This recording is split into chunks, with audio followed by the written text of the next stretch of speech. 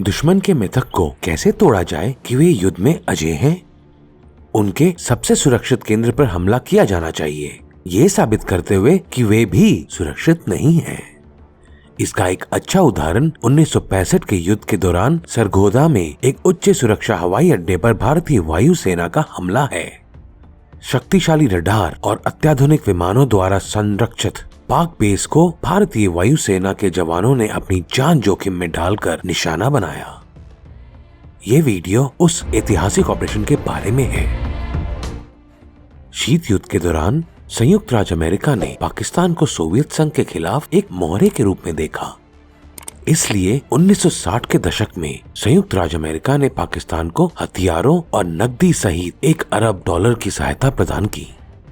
इसमें अमेरिका द्वारा पाकिस्तान वायुसेना को प्रदान किए गए सर्वश्रेष्ठ सेबर जेट और अत्याधुनिक स्टार फाइटर्स शामिल थे। वहीं भारतीय वायुसेना के पास वैम्पायर, मिस्टियर और नेट जैसे तकनीकी रूप से पिछड़े विमान थे। इसलिए पाकिस्तान के सैन्य शासक अयूब खान ने अपने नए अर्जित आधुनिक हथियारों से भारत को आसानी से हराने का सपना देखा। समस्या तब शुरू हुई जब लगभग 30,000 पाकिस्तानी सैनिकों को आदिवासियों के वेश में कश्मीर के विभिन्न हिस्सों में घुसपैठ करने के लिए भेजा गया। उनकी गणना ये थी कि भारत अभी भी 1962 के चीन कब्जे से उभर नहीं पाया होगा, जिससे पाकिस्तान के हमले को कोई महत्वपूर्ण बचाव नहीं मिलेगा। लेकिन कश्मीर के सतर्क लोगों ने घुसपैठियों को हाथ से पकड़कर भारतीय सेना के हवाले कर दिया। भारतीय राजनीतिक और सैन्य नेताओं ने चेतावनी दी कि यदि आवश्यक हुआ तो भारत पाकिस्तान के खिलाफ एक पूर्ण युद्ध की ओर बढ़ जाएगा अगर पाकिस्तान इसी तरह आगे बढ़ता रहा। लेकिन पाकिस्तानी सेना ने पीछे हटने के बजाय भारत पर सीधा हमला कर दिया। हमले को अमेरिकी निर्मित पैटन, शेरमैन टैंक और जैक्सन टैंक विध्वंसक सहित एक बड़ी सेना द्वारा अंजाम दिया गया था। हालांकि इस अप्रत्याशित हमले से भारतीय सेना दंग रह गई, लेकिन इसका कड़ा विरोध हुआ। हालांकि भारतीय सेना के अपेक्षाकृत छोटे फ्रांसीसी टैंक पाक सेना के बड़े टैंक बल के खिलाफ अपनी पकड़ नहीं बना सके। इसके बाद भारतीय सेना ने दुश्मन की प्रगति को रोकने के लिए वायुसेना की मदद ली। भारतीय युद्धक विमानों ने तुरंत पठानकोट हवाई अड्डे से उड़ान भरी और आगे बढ़ रही पाक सेना को भारी नुकसान पहुंचाया।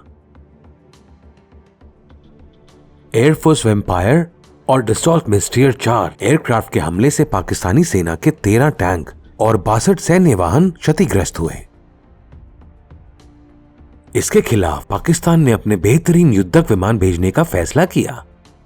पाकिस्तान वायुसेना ने राष्ट्रीय राजधानी दिल्ली और वित्तीय राजधानी बम्बे के साथ कश्मीर से गुजरात तक भारतीय वायुसेना के ठिकानों पर हमला करने के लिए एक व्यापक योजना तैयार की।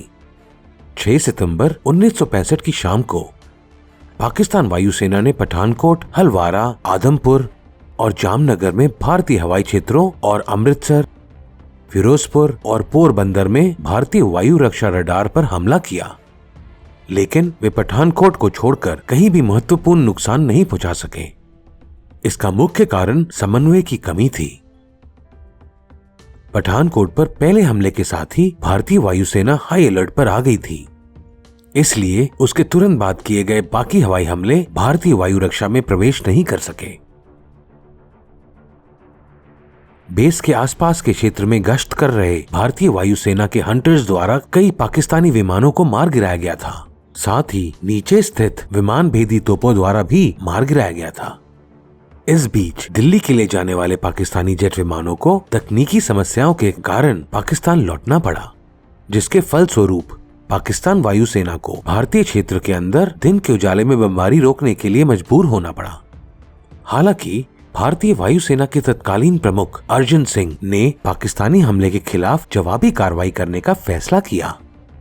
वे भारतीय इतिहास में अब तक के सबसे महान एविएटर्स में से एक और हवाई युद्ध विशेषज्ञ थे। उनके पास इस सवाल कि हमला कहां से शुरू किया जाए का एक ही जवाब पाकिस्तान वायुसेना का सरगोधा एयर कॉम्प्लेक्स था। उस समय पाकिस्तान के हवाई अड्डे को एशिया की सबसे उन्नत वायु रक्षा प्रणालियों द्वारा संरक्षित किया गया था। ये पाकिस्तान के पंजाब प्रांत के किराना पर्वत के पास एक सुरक्षित पनाहगाह में स्थित है।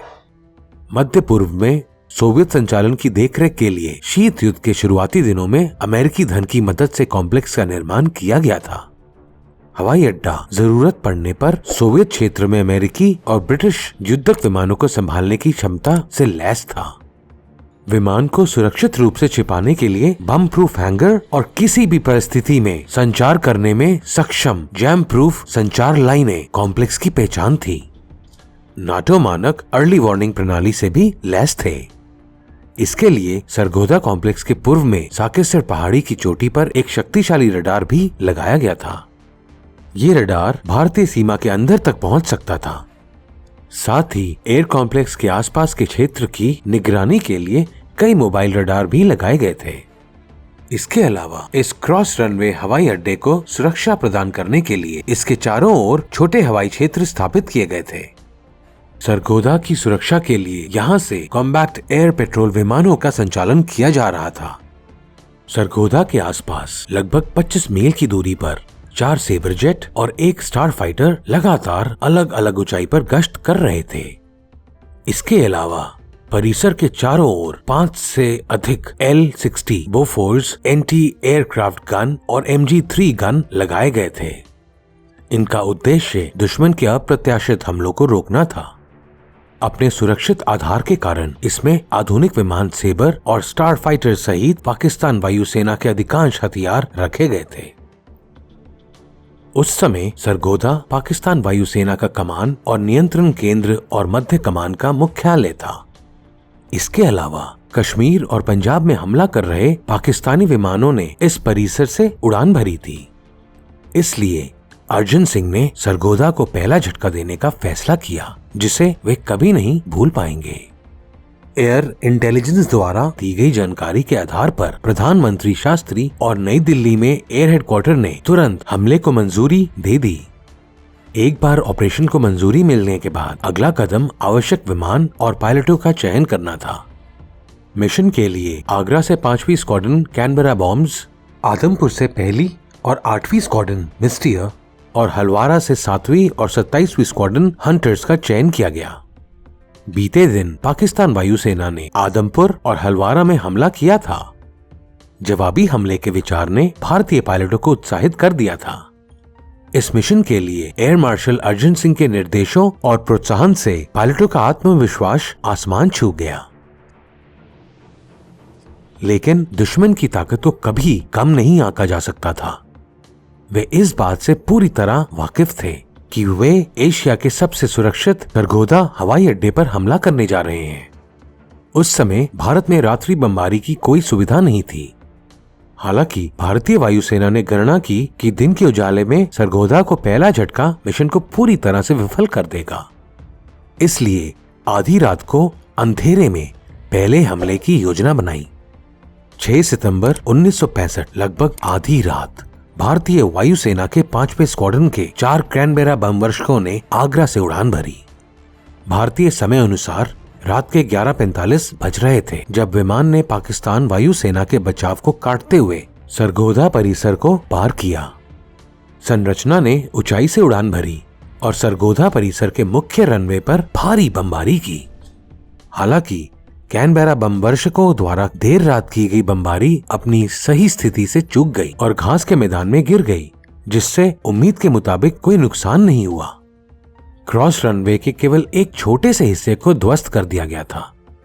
तब तक भारतीय बम वर्षकों का मुकाबला करने के लिए गश्त कर रहे पाक सेबर और स्टार लड़ाकू विमान आ चुके थे, जिससे और हवाई हमले मुश्किल हो गए और कैनबेरा विमान सुरक्षित रूप से बेस पर लौट आए। पाकिस्तान इस बात से अच्छी तरह वाकिफ था कि भारत जवाबी कार्रवाई करेगा। इसलिए उस सुबह भारतीय सीमा पर हुए हमले के बाद से पाकिस्तानी वायुसेना हाई अलर्ट पर थी। लेकिन उन्होंने कभी नहीं सोचा था कि भारत अन्य पाकिस्तानी सैन्य ठिकानों की मौजूदगी के बावजूद उनके गढ़ सरगोदा को निशाना बनाएगा। उन्हें विश्वास था कि भारतीय वायुसेना उनके बचाव को नहीं तोड़ पाएगी। लेकिन कुछ ही घंटों में भारत ने उस भरोसे को तोड़ दिया था। अगले दिन सुबह 6 बजे भारत के नंबर 1 स्क्वाड्रन के मिस्टियर जेट्स ने सरगोदा हवाई अड्डे पर दूसरा हमला किया। साकेसर के पाक रडार ने इन मिस्ट्रियर जेट के आगमन का पता लगाया और गश्त करने वाले इंटरसेप्टर को सूचित किया। लेकिन तब तक भारतीय पायलट 2 फॉर्मेशन में बदल चुके थे और बहुत नीचे उड़ रहे थे। इनमें से पहले फॉर्मेशन से जुड़े स्नब रॉकेट को मुख्य रनवे के अंत में ब्लेज प्रूफ एयरक्राफ्ट हैंगर पर दागा गया था। इससे अंदर छिपे कुछ सेबर जेट जलकर राख हो गए। इसके अलावा गठन ने हवा से जमीन पर रॉकेट फायरिंग के साथ पाकिस्तान वायुसेना के C-130 हरक्यूलिस विमान को नष्ट कर दिया। सेकंड के भीतर मिस्ट्रियर जेट का एक दूसरा गठन आया और टैक्सी बे के किनारे पर खड़े एक स्टार फाइटर और 4 सेबर को मार गिराया। पाक सेबर और पेट्रोलिंग स्टार फाइटर्स इस घातक बमबारी को रोकने में नाकाम रहे। असाधारण उपलब्धियों के साथ मिस्ट्रियर जेट उड़ाने वाले एक भारतीय पायलट सुरक्षित अपने गंतव्यों को लौट गए। इस घटना के साथ ही भारतीय वायुसेना के एक अन्य मिस्ट्रियर जेट स्क्वाड्रन के 2 फॉर्मेशन ने सरगोधा के पूर्व में भक्तनवाला सब बेस पर हमला किया। इस छापेमारी का मुख्य उद्देश्य वहां के पाक सेबों को खोजना और नष्ट करना था। स्क्वाड्रन नंबर 8 सरगोधा बेस पर हमला करने वाले नंबर 1 स्क्वाड्रन के ठीक पीछे उड़ रहा था और इसलिए उन्हें किसी भी गश्ती विमान या एंटी एयरक्राफ्ट रडार द्वारा पता नहीं लगाया जा सका। इस बार भारतीय पायलटों ने रनवे पर रॉकेट दागे और उड़ान भरने के लिए तैयार 2 सेबर को नष्ट कर दिया। भोर तक दोनों स्क्वाड्रनों ने फिर से भारतीय सीमा पार की और सरगोधा और भक्तनवाला को भारी नुकसान पहुंचाते हुए अपनी स्थिति में लौट आए। लेकिन 10 मिनट के भीतर भारत ने अगला हमला शुरू कर दिया। हमले का उद्देश्य सरगोधा के पश्चिम में छोटा सरगोधा सब बेस को निशाना बनाना था। इन छापों में 5 में से 4 शिकारियों ने भाग लिया। दूसरी ओर 5वां हंटर उसे हवाई रक्षा सहायता देने के लिए उसके ठीक ऊपर उड़ रहा था। हंटर जेट्स ने 30 mm की तोपों से हमला करते हुए 2 सेबरों को जला दिया और फिर T-10 रॉकेट से रनवे को नष्ट कर दिया। तब तक छोटा सरगोधा में पाकिस्तानी सेना की इकाइयों ने विमान भेदी तोपों से पलटवार शुरू कर दिया था। इसलिए हंटर फॉर्मेशन हवा से जमीन पर और फायरिंग को रोकने के लिए सुरक्षित ऊंचाइयों पर चला गया। इस बीच साइड वाइंडर मिसाइलों से लैस 2 पाक सेबर्स ने हंटर बलों पर हमला किया। वह मुश्किल इंडियन हंटर से बाहर निकलते हुए फॉर्मेशन रवाना हुए और पाक सेबरों का सामना किया और उन्हें हवा में गोली मार दी। दुर्भाग्य से बेस पर वापस जाते समय पाक सेबर द्वारा एक भारतीय हंटर पर हमला किया गया था। पायलट ने खुद को इजेक्ट कर लिया, लेकिन पाकिस्तानी सेना ने उसे पकड़ लिया। लेकिन भारतीय वायुसेना का पलटवार अभी भी खत्म नहीं हुआ था। उसी दिन सुबह करीब 10 बजे और दोपहर करीब 3:30 बजे मिस्ट्रियर जेट ने सरगोधा कंपाउंड पर भारी बमबारी की। ये एक व्यापक बमबारी मशीन था। मिस्ट्रियर ने वहां 500 किलो बम, रॉकेट और बंदूकों से कहर भर पाया। हमले के दौरान पूरे परिसर की जरूरतों के लिए आरक्षित विमान ईंधन जलकर राख हो गया, जिससे पूरा आसमान काले धुएं से ढक गया। उस दिन भारतीय वायुसेना द्वारा दिया गया संदेश स्पष्ट था। अत्यधिक सुरक्षित बेस भी भारतीय दृढ़ संकल्प के सामने कुछ भी नहीं है। लेकिन 4 बहादुर भारतीय सैनिकों ने ऑपरेशन के लिए अपने प्राणों की आहुति दे दी। लेकिन ये बलिदान व्यर्थ नहीं गया।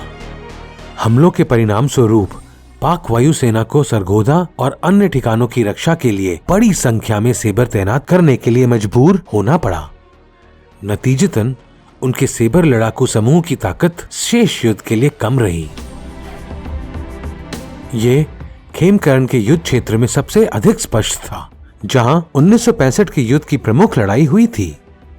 भारतीय वायुसेना के खेमकरण पर हवाई नियंत्रण प्राप्त करने के साथ यहाँ तक कि पाकिस्तान के सर्वश्रेष्ठ टैंकों को भी भागने का कोई रास्ता नहीं बचा था। संक्षेप में, सरगोधा हमले के उस युद्ध के दौरान अर्जुन सिंह के पुत्रों ने एक नया इतिहास रचा। जय हिंद।